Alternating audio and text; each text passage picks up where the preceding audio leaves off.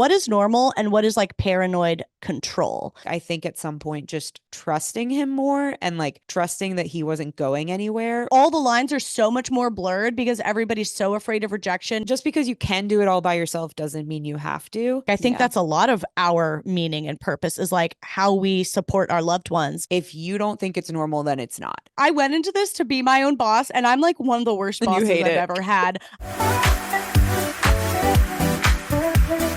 Hey, whoop-de-doos. We're not for everyone. This is a podcast hated by... No, hold on. Hated. This is a hated and loved. This is a podcast hosted. Wow. Well, this is a podcast that is hosted by a hater and a lover, and the hater did not get any sleep last night.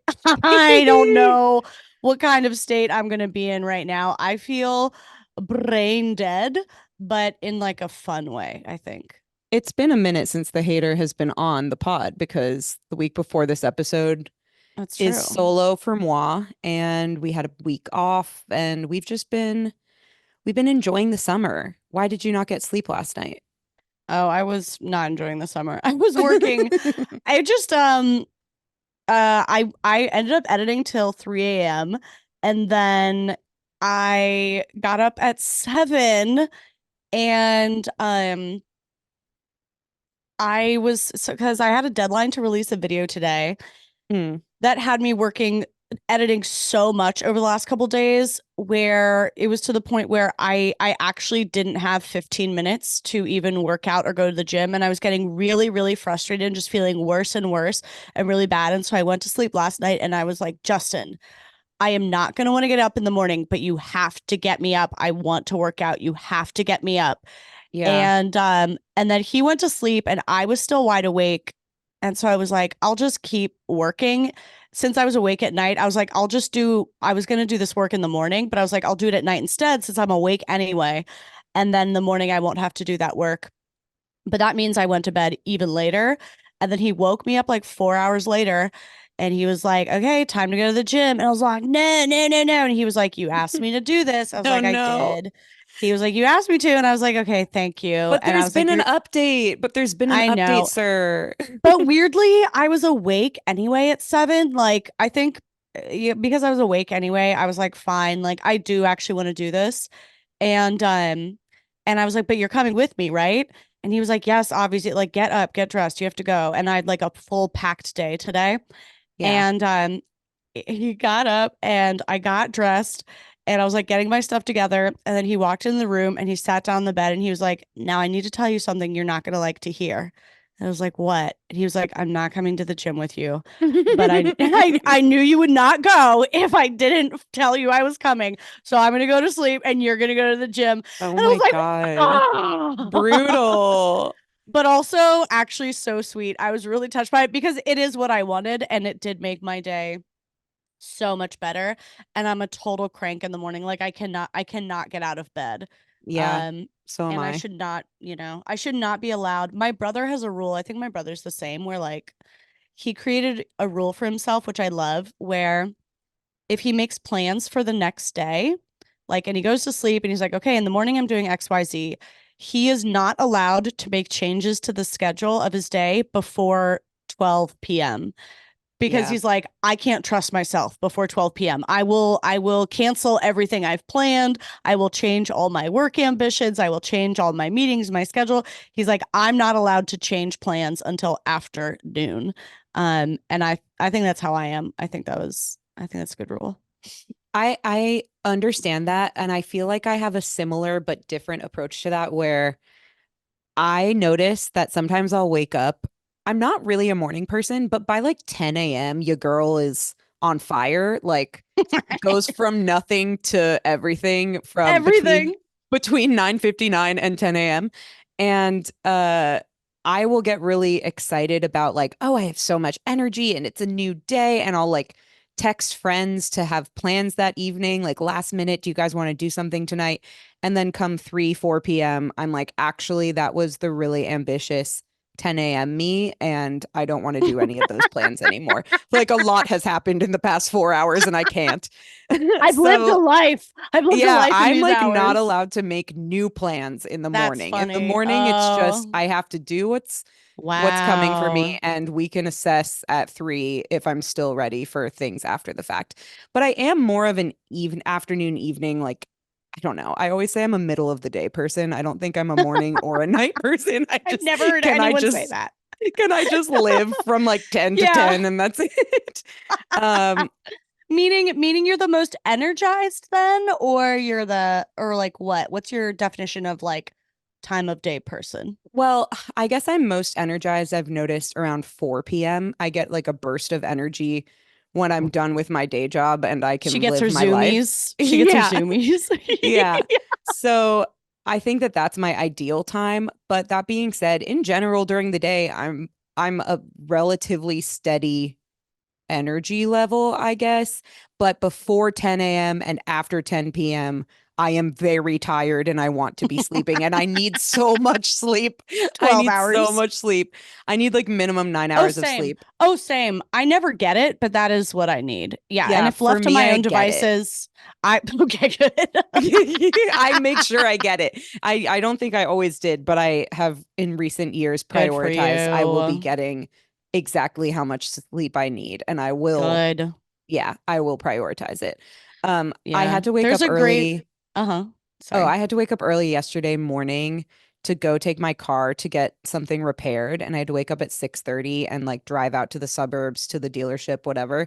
And then I told my coworkers on a call later that day, like, I woke up so early today to take my car. It was like 6:30 a.m.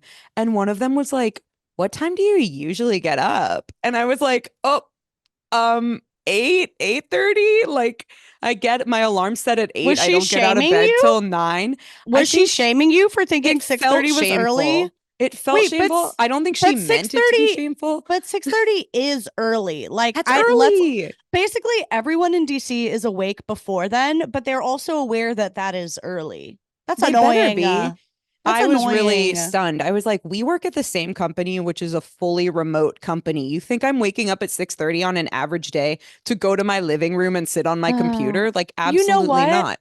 Okay, but I want that lifestyle. This is what I mean Yeah. with like how do you define morning person, evening person? Because I am definitely most energized at night. Like I always come up with things to do. I'm always doing the most work then. I get really energized. But I am much happier if I wake up really early, which I almost never do, Mm, but I am much happier. Literally like the best true. thing I've been trying to fix my sleep schedule for so long. And I think the best, maybe not the best, but one of the best things I've gotten from dating Justin is like his sleep schedule, where he goes to bed really early and wakes up early. And it has drastically improved my life. Mm. I'm so much happier if I'm up early, but there's, I don't know if I already told you this, but there's this one TikTok I saw. I don't know, is it Instagram reel where this So it was on TikTok 4 months before. Yeah. yeah, exactly.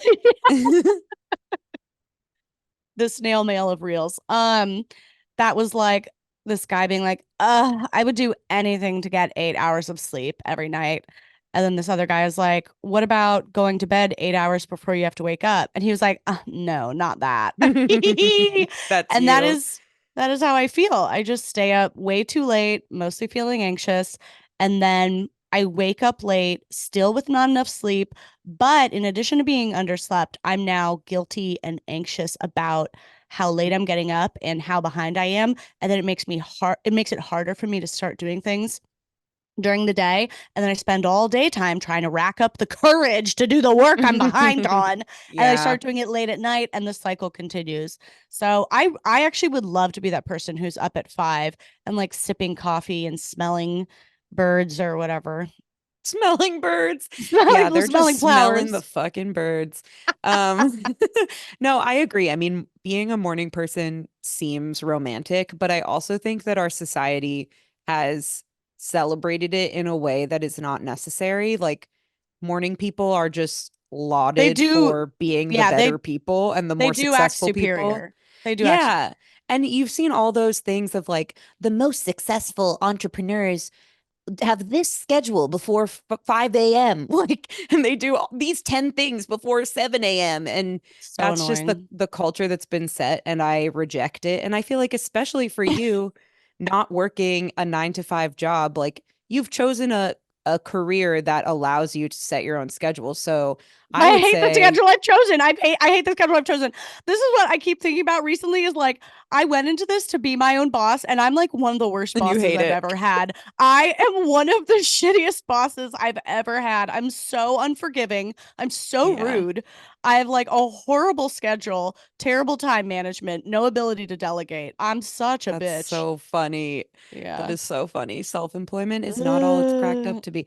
I think the only thing you no. need to work on is getting enough sleep. If you work late, so be it, but then like allow yourself to still sleep the amount that you Yeah. need, I guess. I don't know. Whatever. Yeah.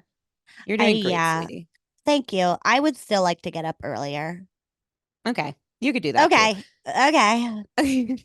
What else is Um, happening? I don't know what else is happening. Literally, my brain is empty. It's not fried. It's not Okay. stressed. Like there's It's nothing just negative going on. vacuous. It's just there's nothing there. There's truly nothing there. Totally. I get that from you right now. I'm feeling Thank that. you. Thank you. But I feel like it's no better time to than this to lean on listener submissions. So we I want to actually want got to a really good do. one. Yeah, Yeah, that I want give to it to read to me. you. Okay. Okay. I don't know what it is. Just asked me if I wanted to know, and I didn't want to know. So, No, you don't know, and I do. Okay, what to do?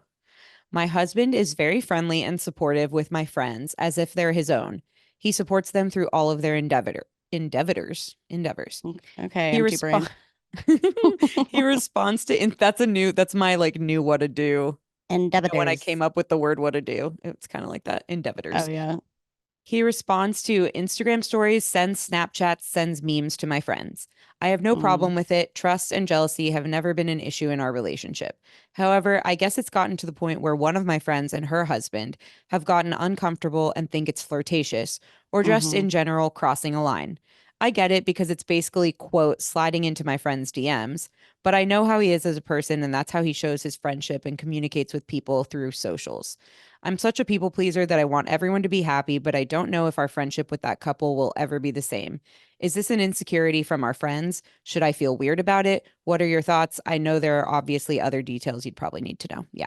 I Okay. think Yeah. go, I have go. immediate opinions. I knew you did. I have immediate opinions. Okay.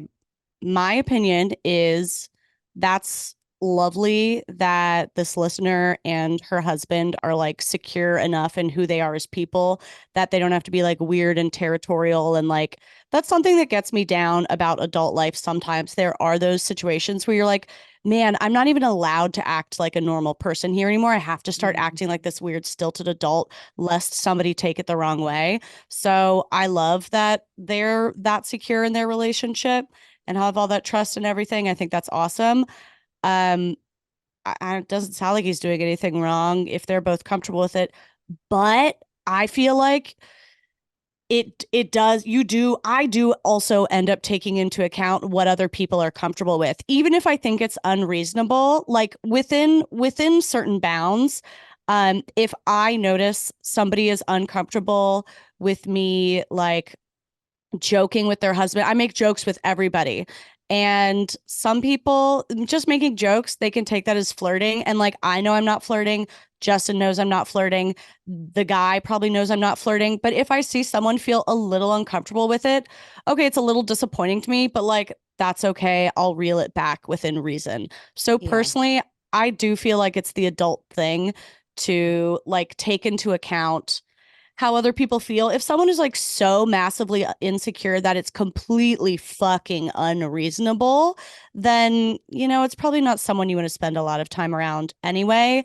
But I do think there are enough people who may reasonably um not fully understand her husband's intentions because we can't all be in each other's heads all the time, and like maybe it puts them on edge, like you don't know what the couple is dealing with, whatever, you don't know. But basically, I don't think the husband's done anything wrong, but if it were me, I would still probably put some effort into like reading what other people are comfortable with if you care about that relationship. It kind of sucks that you have to do that, but but that's Yeah. also like living in a society and having friendships. Yeah, I think you're right. Like, I feel like this person is wanting an answer about should I feel weird about this or is this in black and white, like weird, wrong, bad, whatever. And I don't I don't think think that's so. really the point. I think it's more like in this situation with those friends, a boundary has been crossed, discomfort has been felt.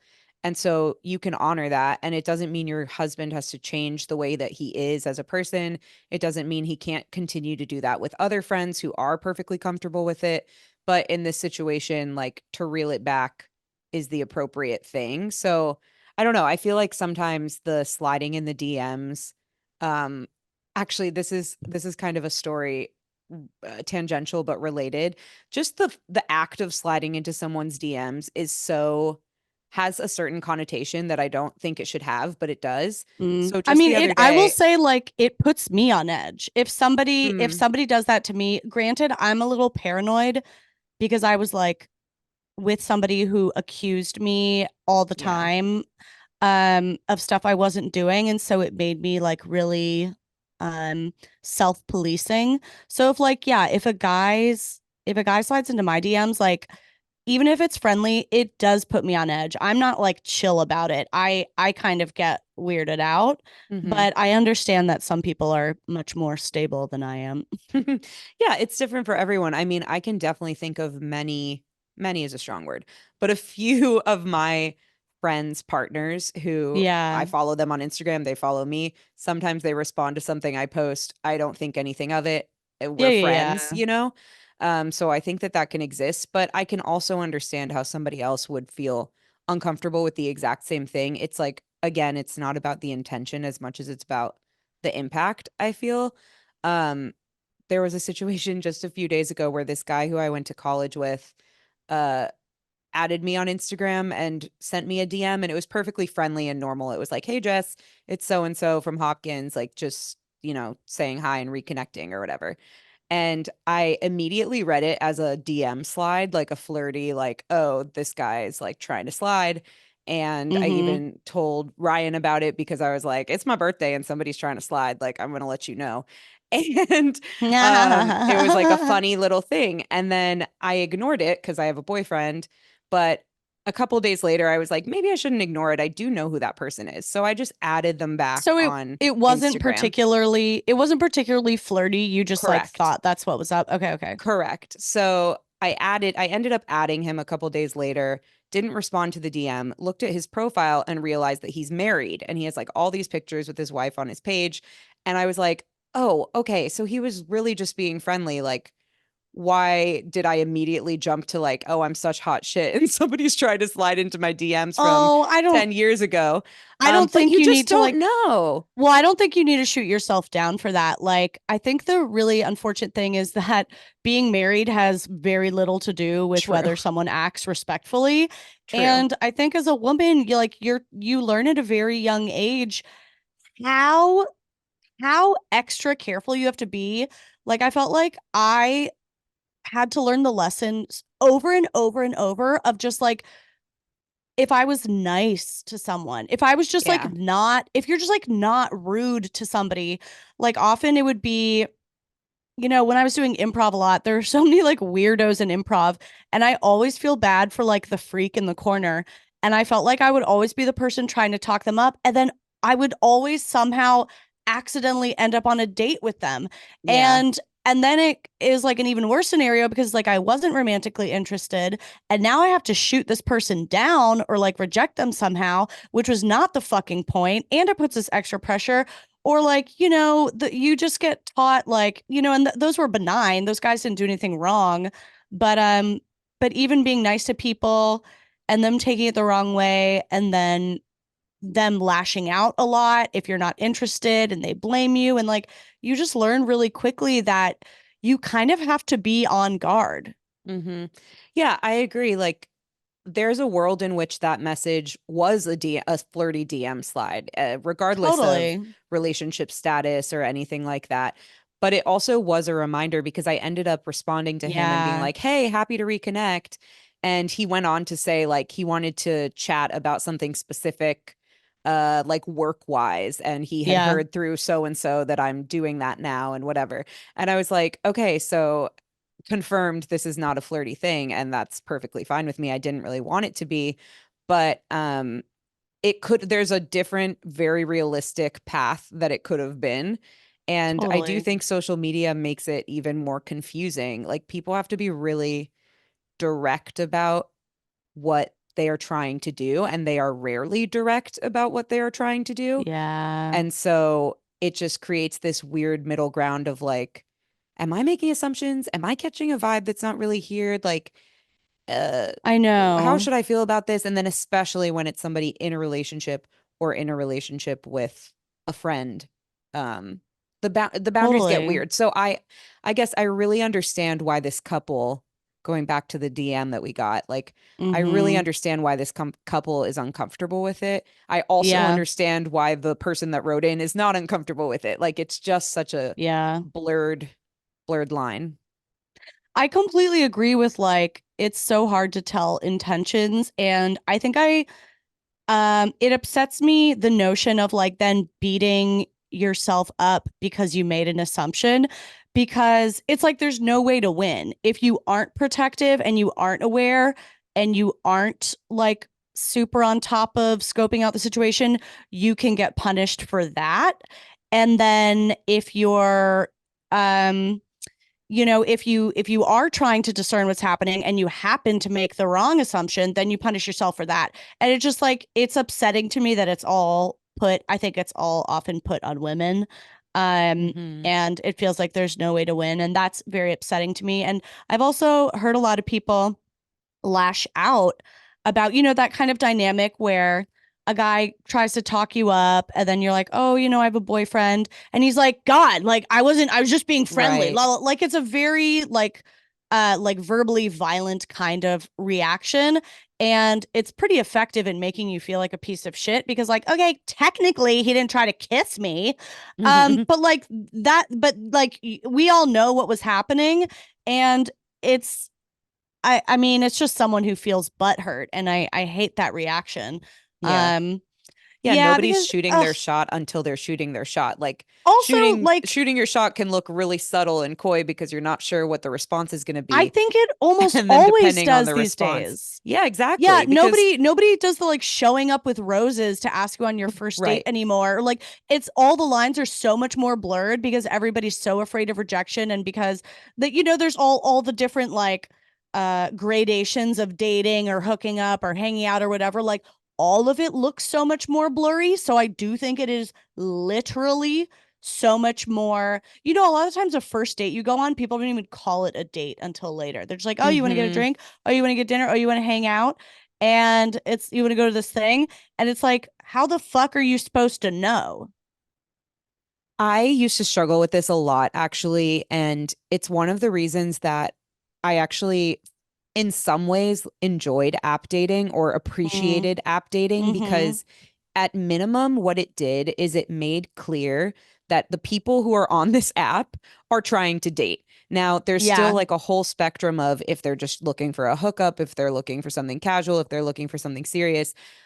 So there's it that doesn't simplify it totally, but at least what it did is just make it a space where I know when somebody asks to hang out from this app, yeah, they're wanting it to be a date because I feel mm-hmm. like I have always been a friendly person.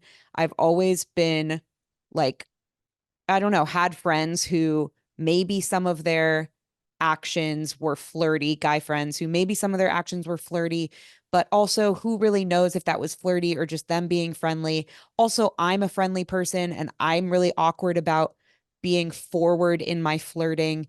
So Yeah, just all of it was very confusing for me yeah, before app dating. And I think that that's one thing that it's helpful for. But I also know that so many people are sick of the apps for good reason.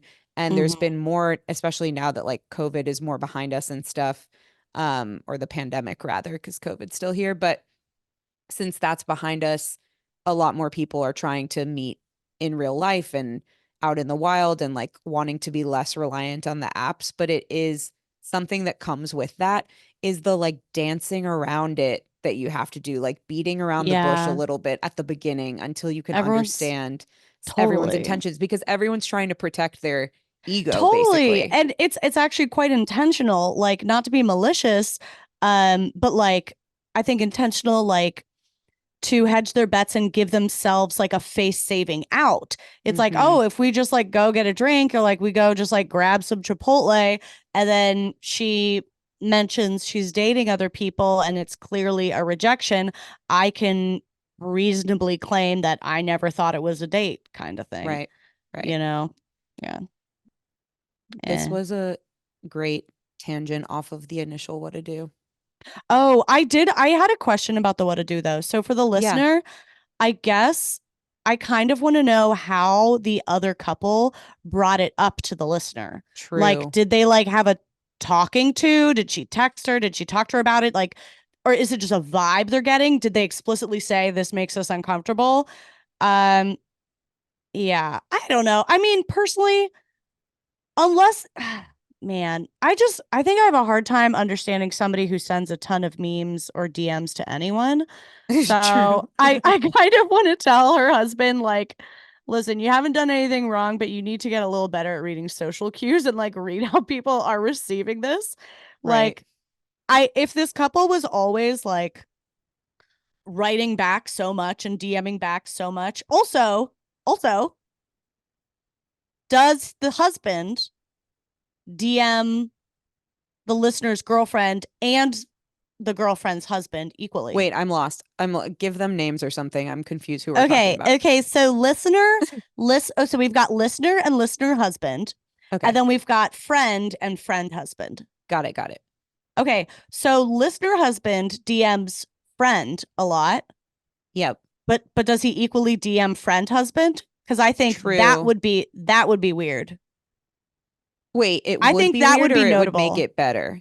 I think it would be better if he DM'd them both equally. Okay, yeah, I agree with that.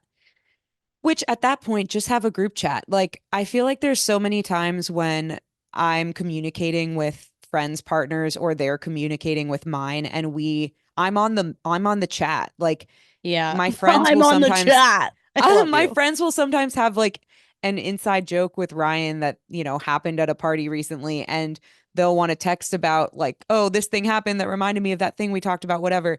And I'm usually on the thread, even if I have nothing to say, just because it's like, I don't know, it's like an unspoken, I'm not saying it's a rule, and I wouldn't be bothered if my friends have texted him directly at all. Yeah, but it is But a I social also think it thing. naturally happens that way. I think Like, people know. you just loop in the person's partner if it's one of Yeah, your friends I most of the time. know. I So, think yeah, Justin and I are very cognizant of that. yeah. Because Yeah. it can get even if there's literally nothing to be worried about, it still feels a little odd. I I actually, would feel odd, you yeah, know? I think I might be amending my position that I think it feels more odd. I still don't think the guy did anything wrong. Like if his Yeah. intentions are pure, like, you know, who'd he do? Great. But I think it would probably make like not a small number of people feel on edge. Yeah, I agree. I think it actually might be like a majority of people feel on edge about that, which on one hand feels annoying. Like I wish we could all be more chill, but I'm not chill and this isn't a chill podcast, so you're gonna have to go elsewhere for that. And the world isn't Yeah. chill. Yeah, I agree. And I don't know. I think it's probably a good lesson to learn for him or something of like your Yeah. friendliness can be misconstrued or can make people uncomfortable. That doesn't mean stop being friendly, but just there are little ways to make it feel more normal, like adding other Yeah. people to the same thread or Yeah. yeah, I think I there's like agree.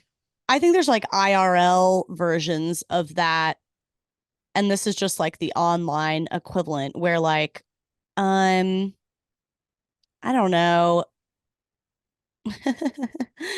I don't know. I even noticed once or twice this guy who's like in a group of friends with like Justin's friends. Nice guy. And I noticed once or twice that he was like a little uncomfortable being like left alone in a room with me. And I don't think it's personal to me. No. Um I think it was really like I just got the sense that he didn't ever want his girlfriend to worry. And like we would sit in another room and chat for a bit, but he'd always eventually be like, "Oh, like I'm going to go find Yeah. I can't think of I can't think of an example name. All I could think of was potato face. I'm just gonna go find potato face. And at first, I was a little insulted and annoyed. Like, dude, I'm not gonna try to fuck you. Like, I'm not like to sorry. Why? I'm not like some loose whore. Yeah. Like, don't worry, I wasn't gonna fuck you. But once I got over my own ego, I was like, it's actually kind of a nice, I think, endearing gesture, like to his girlfriend that like he's just here for his girlfriend. I don't think you have to be like insane about it, but I do think that there's a level of consideration um that can take different forms and to different degrees that I don't know. Does that sound so square of me? No, I think it's fair. Like, I think that it's probably different for everyone, but if you know about your partner that they are a little more insecure in certain ways, or like you've had a situation in the past where they misconstrued something and you just Yeah. want to make sure that they feel secure, then I think it's a really thoughtful thing to do. Like, I don't think everybody needs to do it. I don't think every guy needs to feel uncomfortable in a Yeah. room with a woman just because he's in a relationship. I think that would be really problematic if that was the case, that every single No, I person know. I know. operated in that way. But I That's what I also mean. don't I don't think mean it's to be like that. wrong. Like, if his partner wanted that reassurance and security, you don't know everything about their relationship or what she's been through in the past. And if that's something that makes her feel better, that's between the two of them, honestly. So Yeah. I agree with you. Like, I don't think there's inherently something wrong with it. I think what gets Right. messy and difficult is probably like, okay, with, let's say it's a guy who's in a relationship and works with a woman one on one and needs to kind of have like one on one meetings or one on Well, one that's dinners or work. whatever. It's work, but I could see somebody, I mean, I know that there are situations where Yeah. that leads to more. And I also know Yeah. that certain women would not feel secure in that sort of setup. And I don't blame them, So it's just obviously it's unavoidable to like Yeah. sometimes be in these situations, I guess. But I don't think it's Mm-hmm. wrong to be aware of them and try your best to make Yeah. your partner comfortable. I think that's what it's about. Yeah, and I don't mean to say that like I think the rule is a man and a Right. woman should never be alone together. It sounds like I'm from like the fucking 1920s if I say it. That's not what I mean at all. I just think yeah, like personal comfort level. Actually, the very topic you just brought up was one of maybe like the first kind of serious conversations Justin and I ever had.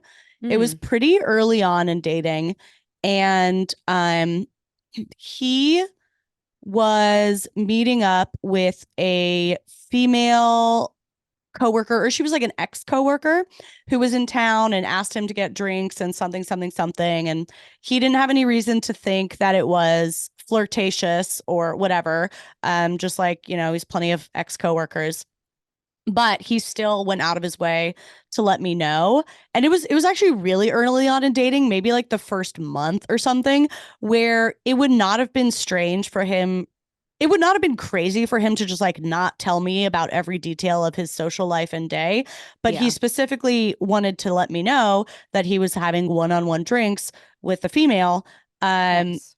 and he articulated that like he literally that as a rule for him. If I'm ever meeting up one-on-one with a girl, I will like let you know or explain the situation or like, whatever. It's never going to be something I would like even if it's innocent, I would just give you a heads up. And I appreciated it a lot. And yeah, I don't know. Yeah. I think He that's a nice gesture. I and agree. it led to a great conversation because at some point I think it kind of touched on something that was really hard for me coming out of previous experiences and previous relationships where the rules were so severe, so restrictive, so paranoid that I really didn't know what was normal. And there was so much like unraveling and untangling I had to do in my relationship with Justin to understand like what is normal and what is like paranoid control, Hmm. from your partner. And so we were talking about and led in this conversation where I was like, oh, well, like, how do you feel like if you work with someone and their coworker and you think they might have a crush on you?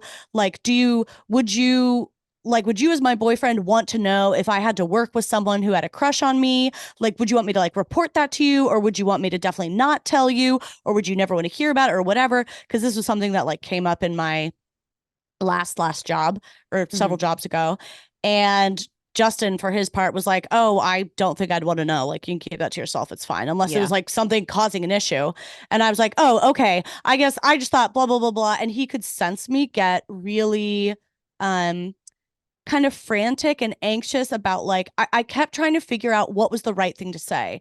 And I just had this feeling of like if I don't figure out the right answer, then he'll hold this against me forever and I'll pay for this mistake forever, even if I Mm, change my mind about what the right thing to do is. And he kind of stopped me while I was rambling and he was like, "Whoa, whoa, whoa, hold on. Like, there's actually not a right answer here. There's just what your preferences based on your experience. There's what my preferences based on my experience. And then we can talk about it and figure out the in between."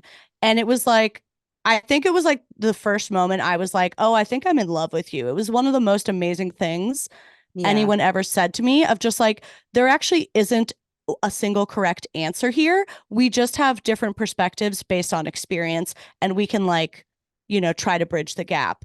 And I yeah, I feel like that's the TLDR on all of these things. It's, between your totally. your partner, I guess. I totally agree. I remember one time I was having a weird dating situation when I was still single, and I talked to my friend Tony about it, who I've talked about on the podcast. He's like one of my best guy friends, and Tony.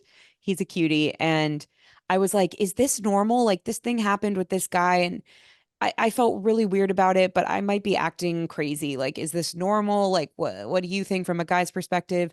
And it was really freeing to hear from a guy the words, if you don't think it's normal, then it's not. Like, if it made you Nice. Yeah. uncomfortable at all, then it's not. Like, who It's cares not if your it's normal. normal in It's the not your world? normal. Exactly. It's not your normal.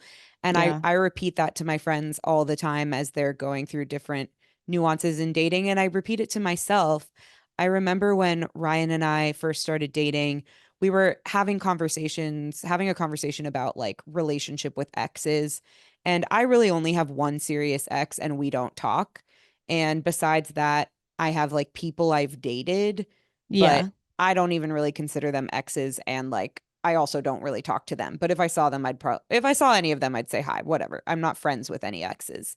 He, on the other hand, is friends with one of his exes. I think he's on, fine terms with everybody, but he was friends with one of his exes when we first started dating, still is friendly, whatever.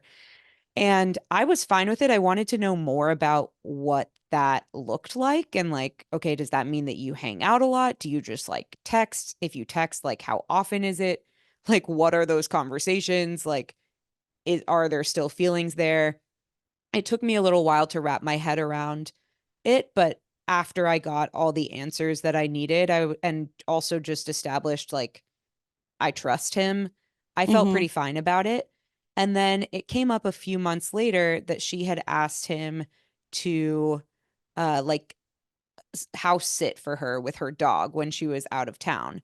And she had told him like, I wouldn't be asking you if it wasn't like desperate. Like, I've asked everybody else and they can't. And like, I won't even be there. Is it okay if you just stay there and stay with my dog for like these 2 nights, whatever? And he asked me about it and he was like, how would that make you feel? Would you be okay with that? It's a And nice something question. about it did not sit right with me. Like, even though Mm-hmm. she wasn't going to be there, and even though I trusted and believed that there was nothing left in their relationship other than friendship, I was just like, the thought of you staying at her place feels really intimate. Like, you used to Yeah, go it does there, feel intimate. It does. you used to go there as her boyfriend. So, like, that feels weird to me. And Yeah. we had a couple conversations about it, and it was definitely like difficult for him because that really genuinely was somebody that he saw as a friend. Yeah. Um, but he also respected my feelings about it, and that's the reason he asked me about it in the first place. And of course, he ended up telling her like, my girlfriend's not comfortable with that. And I do think that their relationship since then has changed. And like, he probably actually, we ran into her one time and I met her and she was perfectly friendly and nice. So like, Mm-hmm. again, I think they're still friendly. I think like everything's fine there, but they're probably not as tight as they were when we first started dating. And I think that that moment is Mm-hmm. what changed it a little naturally. Um, anyway, I guess my point with the story is just like there's no right way. And it was really uncomfortable and hard for me to have to communicate to him like I'm not comfortable with that, but he got it and made adjustments accordingly, and like it's been years now and Yeah. it's not really come up again. Like you have to approach those nuanced situations together because everybody's position on it is going to be slightly different. Yeah. Good for you for saying something that was difficult. And it sounds like you said it in like a loving way, in like an open way. It's one thing to be like, you're a fucking whore if you go over to her house and Mm, I can't believe you do that. It's another to just be like, this makes me feel this way. Like, what do you feel about that? Like, blah, blah, blah. And for him yeah. being open to hearing something when it's like you're both looking at a situation in different ways, and the two ways don't necessarily connect, but they're both still important to both care about what's important to the other. Like that's kind of everything. Yeah, It's and it nice. also opened up a conversation about like my expectations of him as my boyfriend and vice versa. Like Yeah. it kind of opened a conversation of like when you were single, you know, that you could do whatever you Yeah. wanted in that sort of situation. Yeah. And you knew that that was only a friend and nothing was ever going to happen again. And that's why you could just go over there and help them as a friend. But now that you're in a relationship and specifically a relationship with me, and these are my boundaries, like that changes. And, he had been single for a while. And I think it was like an adjustment for him to make of like, oh, okay, yeah, like I do need to look at some of these things differently than I would as a single person. Yeah. Um, and those are, yeah, those are really uncomfortable conversations because you never want to feel like you're limiting your partner or you're being selfish or you're like uh coming off as distrusting of them because that's not what it was. But I think it Yeah. unlocked like a new level of our relationship at the time. I'm so glad. It's funny because yeah, I'm thinking about that in my head and like thinking about how some people wouldn't feel that way. Some people would be like, "Oh my God, my partner and I hang out with, people we've dated all the time. I have Yeah. friends who still are in touch all the time with their exes or, so there's no like correct answer. Some people, whatever. Um, but I also have been with those people who really abuse that well, I feel insecure about it. It makes me feel bad, so you can't do it. And it's Mhm. like I wish I had the insight or the articulation to name what's the difference between those Mhm. things. Because obviously you could abuse it, and people do could abuse being like, well, I'm uncomfortable with it, so it is wrong. If I'm uncomfortable with it, it's wrong. And it's like you could, you know, Yeah. you could say that all day, but there is a difference. I just don't know what. I guess if it's like I think the difference maybe is like, is it actually an open conversation, or is it Right. just like an ultimatum every time? You can't do that or I break up with you. Like, is it actually a conversation where both people are like doing the really hard thing of trying to understand each other better as opposed to just like win? Yeah, I think the difference is like leaving space for the other person's perspective and feelings and Yeah, experience. It's like you you're could right. operate in a way of like, my feelings are the most important. This situation is like a grievance towards me because I feel this way. Or you Yeah, could operate in a way of like, this is how I feel. How do you feel? How do you yeah, feel about the fact that I feel that way? yeah. Like What am it's I a back and missing? They're forth. like, yeah. Yeah. I was thinking about the couple or the listener who wrote in, and she was saying, like, what should we do? I don't want to have lost this other Mm, couple as friends forever. And to that, I kind of feel like, I guess it depends on how the friend brought it up to her. Like, if she directly said, this is weird, it makes me uncomfortable, then I think it's fine to also directly address it and be like, I'm so sorry it was interpreted that way, or like he can say it, whatever makes most sense, and just be like, for what it's worth, like this is how he DMs. Like if you talk to any of our friends, this is how he DMs everybody. There's no intention behind it, but also I'm really sorry it came off that way. And like he doesn't have to do that. We can just talk in a different way, or whatever. Right. And or something. I don't know if you've better language, but then after that, it's kind of like, I mean, you can't control if you lose them as a friend. Like Yeah. you can't control if you and he acted with like pure intentions. People will do what they will. Sometimes you're misunderstood. Sometimes things get taken the wrong way.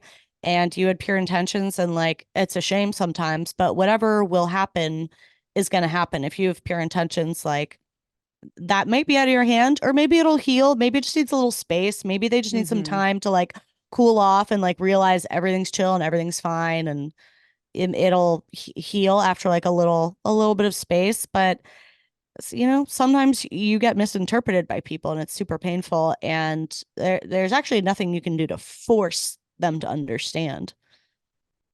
Yeah, I think that would be the big mistake is like to view this situation as, well, that's just the way he is and it's not going to change. I mean, I guess you could take that stance, but then I wouldn't I count think that on would be weird. the Yeah. friendship remaining, and I would not blame the other people for wanting to set that boundary. Like, for Yeah. feeling like, okay, I tried to communicate this with you, you didn't oblige, we can't really have the same relationship anymore. I think that's them sticking to their boundary. But assuming that you are open and your husband is open to the idea of like, okay, with this person, I'm just going to practice a little bit more restraint than I do with some of the other people who get that this is like the way I interact, then I agree. Like, you still can't control what their, what the longevity of that relationship is going to be, but you can at least feel like we were understanding and we left space for what they asked for and needed. And if they don't come back and it's never the same, like, okay, we did what we can. But I have a feeling that it probably would just take some time and then blow over. I imagine Yeah. it depends on the friendship, but it doesn't seem like a friendship ending thing. It just sounds like, hey, we're trying to be real with you about something. Please make an adjustment. Let's continue on. Yeah, it's such a funny thing. I can't imagine. I feel Like like so many, all four people being lit up about yeah, DMs and stuff. But also when I think about my friends and people I know in relationships, like we always, I think like pretty much everyone I can think of, we always put like if I have to text some other taken boyfriend, like I always put my friend in the text too, yeah, just to be safe. Like, and sometimes it makes me feel a little square to do that. Like, oh my God, are we all so afraid we're all going to accidentally fuck each other? Like, no, we're not. But it's kind of a gesture. It's kind of a courtesy just to like be yeah, like, I want to make sure everyone's at ease. I think everybody I know does that. There's not a lot of private texting, private DMing if I think about it. yeah. I agree. I agree. Jessica, Caroline. did you say hairline? Of course I did. I love that. I can't believe we haven't gotten to hairline before. Well, Jessica, I have a petty complaint. Let me hear it. You know that feeling when it's like the Middle Ages and you just have to like shoot in the dark to find a doctor, and you don't know if they're good, and you can't read any reviews, and you can't see if people have liked them, and you don't know if their schedule's open, and you have to call 100 different phone numbers because it's the Middle Ages and no one ever picks up the phone and you can't even get an appointment. You know that feeling? I do. And then your candle goes out and you're like, I wasn't done. I wasn't done. Well, luckily, it's no longer the Middle Ages, and we have something called ZocDoc. It is a free app and website where you can search and compare high-quality doctors who are actually in your network. You can choose the right one for you. You can read reviews. You can instantly book an appointment on their app. That means in-network appointments with over 100,000 healthcare providers. They're an ever specialty. I started using this over 10 years ago. I think when I was in New York, you can book your mental health, dental health, eye care, skin care, any appointment. I've literally booked appointments within 24 hours because it's 2024 and it's about time. Hell yeah. I was thinking about like my first interactions with ZocDoc, and I realized that it was pretty much exactly what you're saying. Right after college, becoming an adult, realizing that I needed to go to the dentist and like could no longer go to the dentist that I grew up going to. Horrible times. And ZocDoc was the first place that I went, made it super easy to find a dentist that was in network with my insurance.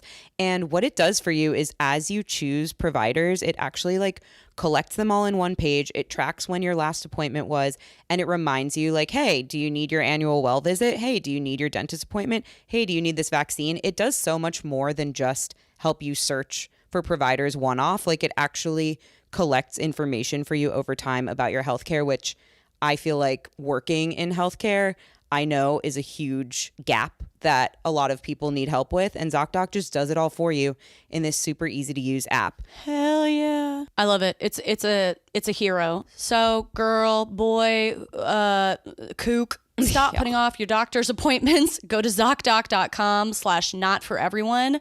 Find and instantly book a top-rated doctor today. That's ZocDoc, ZocDoc.com/not-for-everyone. All letters, no numbers, all letters. FOR. ZocDoc.com/not-for-everyone. Go get your health. Get it. This is kind of a sweet little story, and I think there's a moral of the story too. Wow, that's nice for laying down in bed right now. Yeah. Just a little bedtime story. Yeah, you remember those little bedtime stories that always had a moral? What were they called? Parables? No, that's the Bible. I think they're just bedtime stories. Yeah. Do you want to hear my folktale? Yeah, I've been building up the appetite for it and I'm ready now. Okay, excellent. Okay, great. Here's my folktale. This is called How the Mean Man at the Gym Became a Sweetie Pie. Whoa. Yeah. And I think there's a really good moral in here for everybody. Okay, so at Gold's Gym, where I go to the gym, there is one employee manager. I don't know what his deal is, but he is just the angriest sourpuss, nasty boy on earth. He's so unfriendly. He never seems to be doing anything. Like, it's not like he's so busy. He's just sitting at a computer or like moping, or he's just a scowly ass hoe. And he's very scowly, but then in addition to that, one time I had like a specific personal interaction with him where I got on this machine, this very strange, antiquated machine, and like I pulled a lever wrong and like some lever like came undone from the machine. And I didn't know how to reinsert it. It wasn't a big deal. We didn't need to call a technician. I just needed like an employee to come over to show me how to put this piece of the machine back on. I could have just left it. I could have just left the machine broken so no one else could use it. But I asked for his help. I was like, oh, I accidentally did this. I don't know what I did. Asked him to come over and help me. He was like incredibly rude, incredibly condescending. Like it was so strange. I hadn't done anything wrong. I was just asking him to continue to be employed at this gym and do part of his job and help me. And he was so rude and strange and condescending and like I think criticized me for I don't even know what, like not knowing. Oh no, after that, I didn't know how to use the machine. It was a really weird one. And I asked him if he could show me. And then he was condescending about that. It was just like such a strange dynamic. It's like, isn't this literally your job? And I was very nice, polite, blah, blah, blah, whatever. Justin also has gone to this gym for many more years than I have, and he's always known this guy and said he's always been a freaking sourpuss. Who knows why? Mhm. Couple weeks later, couple weeks after this nasty exchange, I was like, what is his fucking problem? It was to the point where like when I would go to the gym and see him after that interaction, I felt like stressed out that someone was apparently so annoyed at me and so mad at me for existing in his gym that it stressed me out to be there. And then one day I walked in, and as soon as I clocked in at the gym, I realized that I had not brought or worn a tampon, and I was deep in the depths of my period. And so I went to the women's bathroom and looked for a tampon because they usually have like a little, like cup of tampons there, and it was empty. And so I went up to the front desk and I was like, I will just ask these people for a tampon. Like, I'm not embarrassed to just like, yes, I'm a woman who has a period. So I went up and it was sourpuss at the desk. And I was like, hi, I'm so sorry to bother you, but like I am looking for a tampon, and they usually have them in the women's bathroom, but I think they're like out of stock. I was wondering if you have some in like your supply closet or in the back somewhere that I could restock. And he got like this like 38-year-old man or something. He got like kind of uncomfortable, like it's a little awkward to him, but he also like immediately took the request really seriously and kind of immediately went into like mission mode, and he started Mm. like lowering his voice and like whispering to me like to like I don't know, like protect my privacy. And like I wasn't embarrassed. It's okay that I have a period. And he like went and looked in a supply closet, and he came back and there weren't any there. And he like went and recruited another female employee and like asked her to go look somewhere. And then I was like, oh, it's okay. Like, don't worry about it. Thank you for checking. Honestly, it's okay. And I was gonna, just make the best of it and go grab some toilet paper from the bathroom and, whatever, move on with my day. And I went, like, got some toilet paper, went and worked out. And in the meantime, he's still, I saw him, I think he was still like hustling around trying to hunt me Aw. down a tampon and like treating it with like all this kind of like reverence almost. Um, I don't know. And then eventually I crossed paths with him or crossed paths with this female employee, and she was coming out of the bathroom and kind of like cupping something in her hand very awkwardly. And she kind of looked at me, and then I saw the sourpuss coming from across the gym, and he looked at me, and they like triangulated me, and he like gestured at me awkwardly to her and was like, yeah, this is the one. And I looked at her, and like she like reached out her arm, and she'd like a concealed weapon of a tampon in her hand that she was trying to pass to me. And he had like sent her into the bathroom to find me with the tampon, and she didn't even know who I was and whatever. It was like this whole little mission to just get me a tampon. And um it was actually so nice, and I don't know why he decided to take this moment. Like, he wasn't doing it because he liked me. He'd been very comfortable being very rude to me before. But for whatever reason, this guy like took this moment to go out of his way to help me out. Like, beyond, he could have just checked two closets and called it a day. Yeah. But he like had this whole little mission scouted out. And once I got the tampon, he didn't stand there to receive praise or to say thank you or to talk me up. He just like walked away and I think felt uncomfortable and whatever. Um, but ever since then, when I see him in the gym and smile or wave, he always smiles and always waves back and is so Aw. much more friendly. And to me, the moral of the story is like letting people. I think I have a lot of friends, especially women, who like struggle to let people do nice things for them. Like, they struggle to let friends like help them out or take something off their plate or let people help them. But I think it can actually be um a really nice thing to like let people help you in a time of need. I think it like makes people feel good a lot of the time. It makes people feel helpful or feel useful or feel appreciated. Like, I was in a vulnerable moment and he was in a particular position to be able to help me out, and it really seemed to light something up in him. Mm. And it was like I don't know, it was really really sweet to see. And I told Justin about it, and he was like, yeah, that's shocking. This guy is like such an ass. But now he's like very friendly. And I have to reemphasize, like, not in a creepy way, not in a weird way, doesn't try to talk to Yeah. me. It just like, it was like really touching how he jumped at this moment to help me out in this situation that he thought was like really tender and precious. And like, I wasn't that pressed about it, but it was really sweet.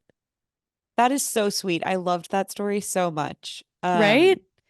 I definitely feel like it's a moment where I can just imagine like being on the treadmill, with my period bleeding through the toilet paper in my underwear and somebody orchestrating this whole mission to get me a tampon and then coming and presenting Yeah. it and feeling so cared for. Like, that is really caring that he went out of his way to Mm-hmm. pull out all the stops and try to make that happen for you. And who It's really knows what it nice. was, but I totally agree with the moral of the story. Like, what a sweet moment. Now you have a friend. Like, I Yeah. definitely think that some people are really driven by wanting to help people and wanting to like acts of service, basically being able to like solve problems for people or do things Mm-hmm. for people. I guess you had asked him to solve a problem I for know you in the that's the past. funny thing. I wonder if there's Yeah. something about like Like a also woman like needs like a presenting like being vulnerable in a moment, and like yeah, it was vulnerable to admit to a stranger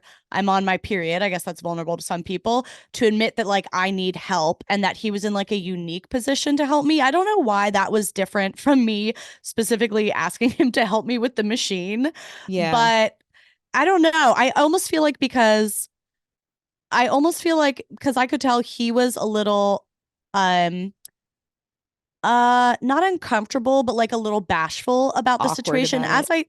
as I think a lot of grown men who don't know you would be. I feel like he took it, it's almost as like it's almost kind of like, you know, when an animal like bears their underbelly to you, and it's like a vulnerable position to be in, and it's kind of a sign of like I trust you in a Yeah, way. And I kind of wonder if that was part of it, is like almost like the warmth and like softness of subtly communicating to a stranger that you trust them a little bit. yeah. I think it must be because every day he's helping people with the machines and he's probably sick of his job and sick of people who never say thank you and all those types of things. Yeah. And then somebody letting him into something more personal felt like an important moment to like be there for them. I can totally see that. I I thought it was love sweet. it. This is so Oh, nice. I'm I like, thought it was sweet, right? yeah, I'm trying to think of other stories that are similar and nothing's coming to mind, but I just love that feeling of like Yeah. not even that you misjudged him because you judged him based on the information you had, but just Yeah. realizing there's more to a person And how you can and warm them, kind of. yeah, And it was a funny way to warm somebody. Yeah. Yeah, I kind of surprised myself, I think. I love that for you. I love that for I you. I will say the other place I've taken that lesson of like letting people help you is, I think I have friends who shared with me they had to learn that lesson in their relationship. Like they've always Oh, been super totally. self-sufficient, super independent, blah, blah, blah. And like they don't want to have to rely on their new boyfriend or new girlfriend or whatever. But it actually ends up hurting the new boyfriend or girlfriend if you don't, if they aren't allowed to sometimes like do things for you to help you. It's Mhm. like a sign, it is a sign of vulnerability. And I have like a friend who said it is enhanced her relationship so much to just like let her person do things for him more, for her more. Oh Um, yeah. That's me and and I, Ryan to a T. yeah, I had a hard time with it at the you beginning. Like talked about that. Yeah. yeah, I feel like I had been single for a while, living alone. Like I had moved to Chicago and gone through that breakup and learned to be incredibly independent and self-sufficient and like just do it all on my own. And I've always kind of been that way, but I think also in those couple of years before I met Ryan, like it was at its peak of like Jess does everything for herself and for other people and like you need something, Jess will do it. And I've just been that person Yeah, for you are. everyone and for myself. And I still am like that is part of my personality, but he is very much a acts of service love language giver. And it definitely made me uncomfortable at the beginning for a while. Like he would just do little gestures for me, do big things for me, like offer to help me with like an issue with my car or offer to I can't even think of examples, but just anytime there was an opportunity to do something for me, he would want to do it. And I didn't really understand and I just my natural Right? You don't inclination understand. my natural Oh, inclination was like, I don't, okay, thanks. I don't need you to do that for me or something like was a little bit standoffish. yeah. And it even became something that he learned about me and teased me about. And like, I would maybe need to put something like a big storage container up high up on this shelf in my apartment. And he'd be like, okay, I'll do that for you next time I'm there. And he would come over and it had already been done because I had like found some way to make it happen by myself. Mm-hmm. Just little things like that. And he would tease me like, oh, of Mm-hmm. course you did it on your own. But I think at some point I realized that it was keeping a distance between us. Like he Yeah. wasn't able to express his appreciation for me in the way that naturally came to him. And therefore I wasn't feeling that from him as much as I could Mm-hmm. have been. And I don't know what the moment was that made that click. I think at some point just trusting him more and like trusting that he wasn't going anywhere was It probably what is a made trust me. thing. Yeah, because I It's think I was like, no, vulnerable to I'll do this start for myself because you're gonna leave totally. any day. Like I think that was my Yeah. mindset for a really long time. It's like I'm gonna have to do this before you and after you. So, Yeah. you I do know, think it's a self-protective thing and to yeah. like open yourself up to, you know, letting yourself lean on someone and knowing they might pull away and you might drop. Like that can happen sometimes. It's a leap of faith you take with Hmm. somebody, but did you like feel the benefits of kind of loosening that up after the fact? Yeah, I think it made us closer. I also think my life is just easier. Like the fact is that we literally the fact is that we like just because you can do it all by yourself doesn't mean you have to. Yeah. And I've always been the person in like friends' lives and stuff who I think has given them that feeling. And I Yeah. didn't really have anyone who gave me that feeling. Not because my friends weren't capable. I just didn't let anyone. I was gonna say, And and imagine if your friends didn't let you, like you love to do things for people. oh Imagine if you yeah. had a friend who never let you help them out with something, or if Ryan never let you do the things that you do for him, you'd be like, why is this bitch keeping me at bay? Yes, exactly. Like keeping me at arm's length. So I think it Yeah. made us a lot closer. And I really think like there's so many things now that I just count on him to take care of or do for me. And it's nice. I don't know how else to put it. Like it Yeah. does make me feel loved. But I think when he first started to do those things, I don't know if I felt loved by it immediately because it was so new for me. I think I was like really Yeah. uncomfortable and like, okay, Yeah. I guess I'll let this happen. And it wasn't until we did it for longer, we built more trust. I understood better that that was his way of showing love, that I was able to accept it as such. Yeah. It's beautiful. You don't know Yeah, what it is at first.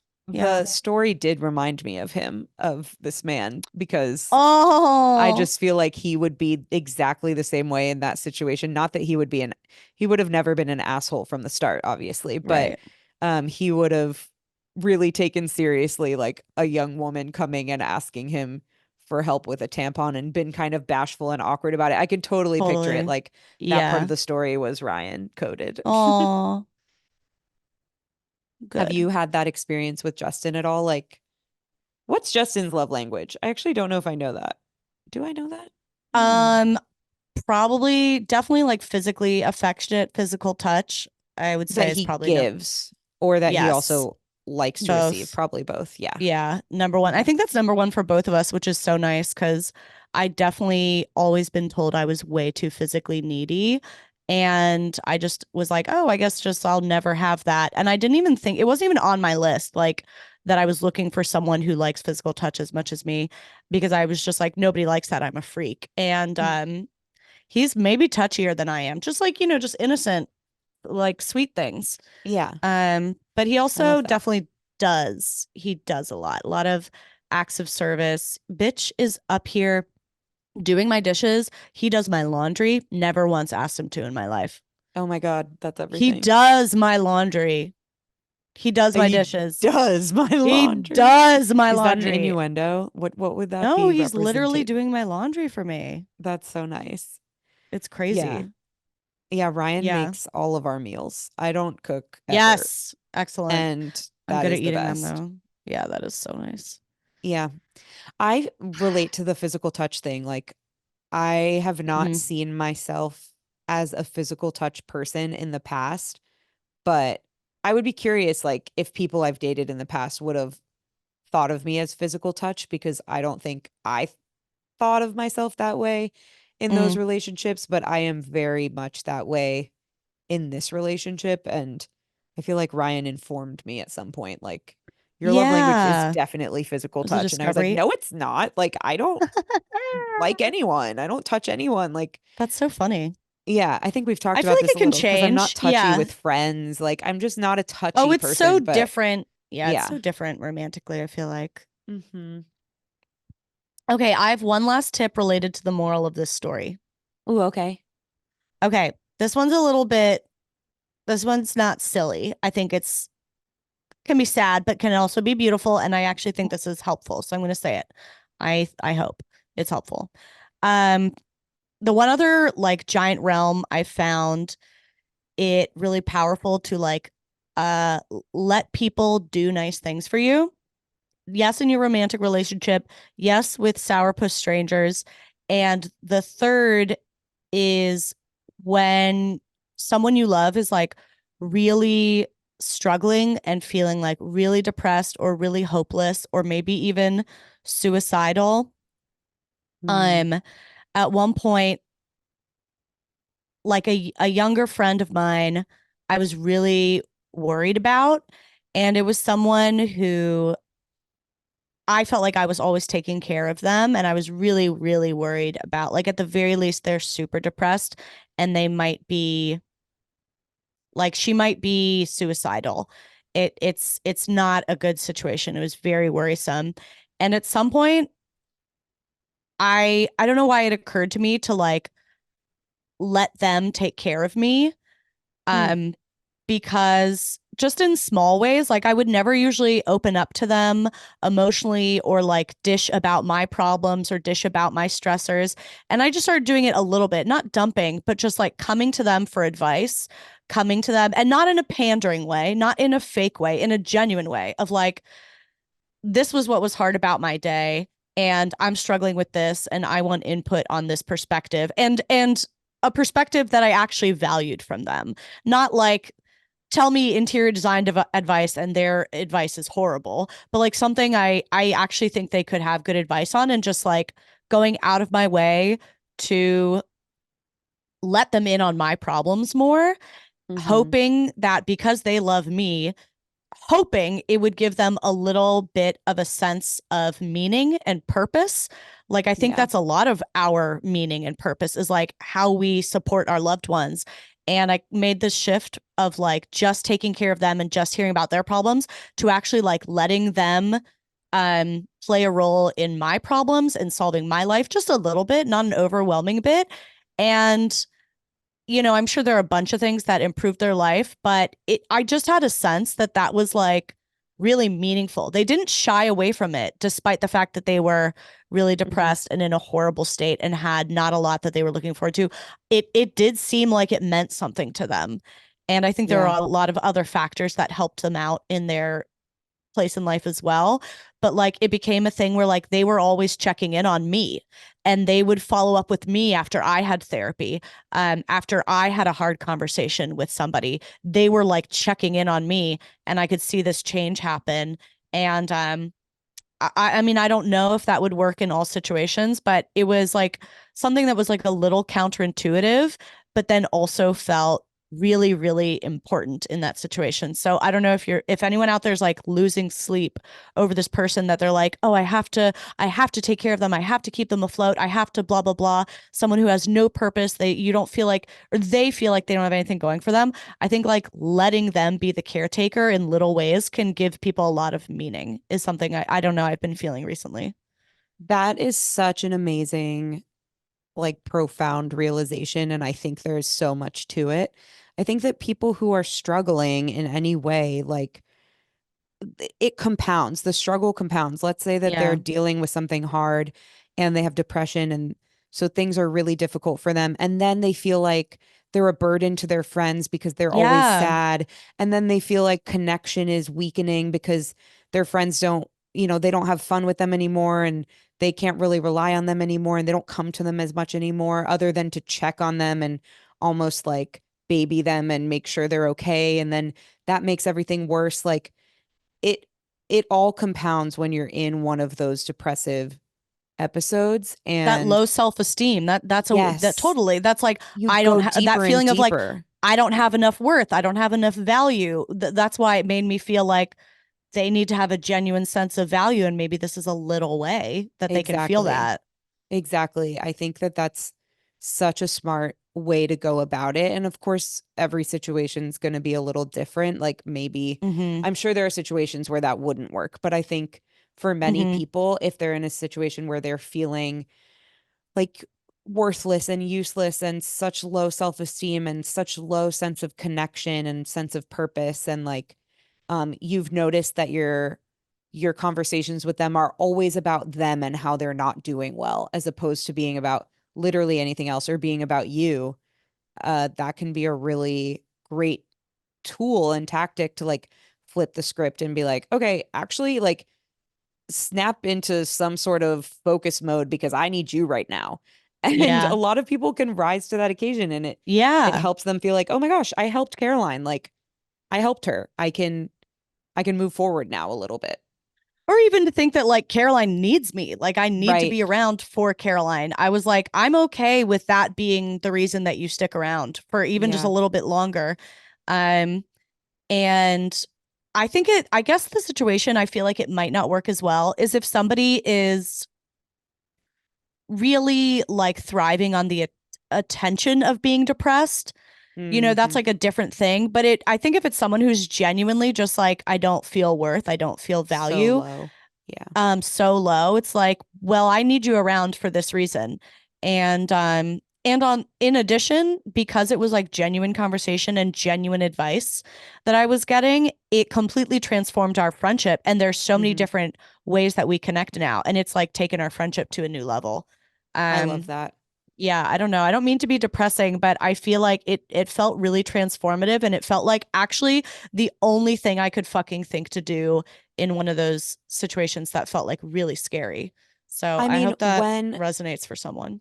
yeah, with, like a suicide hotline, some of the first things that they work on and try to tell a person who is at that lowest point is like, you are worthy, you are worth being here. Like there are people Yeah. that want you here. I want you here. Um, so I totally agree. Like it's a version, a smaller, more near-term version of the same thing of like just reminding somebody why they matter, basically, why they matter to you. I Yeah. I think that's one of the best things you've ever said. That's really sweet, Jess. I hope it helps somebody. It's not really a silly note to end on, but I feel good about it. I do too. I don't think we need to end silly because we don't have anything to say. We don't have anything silly to say, and we're not going to I force know. it. And That's we're never just going to stopped us say, before. Having nothing to say has never stopped us before no, I mean, we from clearly continuing to talk. we didn't think we had anything to say at the beginning of the episode, and we definitely Oh, talked. It just we wasn't that did. silly, but it was very meaningful, and I'm so happy to be here with you. Me And we're so too. happy that you all are here listening. Thanks so much. This is not for We are. everyone. You can find us on Instagram at not for the number four everyone pod. You can leave us a review on Apple Podcasts. We love reading them. They make our day. Yeah, That's about it, babies. Welcome that's back. it. Cheers See you and next week. kisses. Kisses. Bye, boo.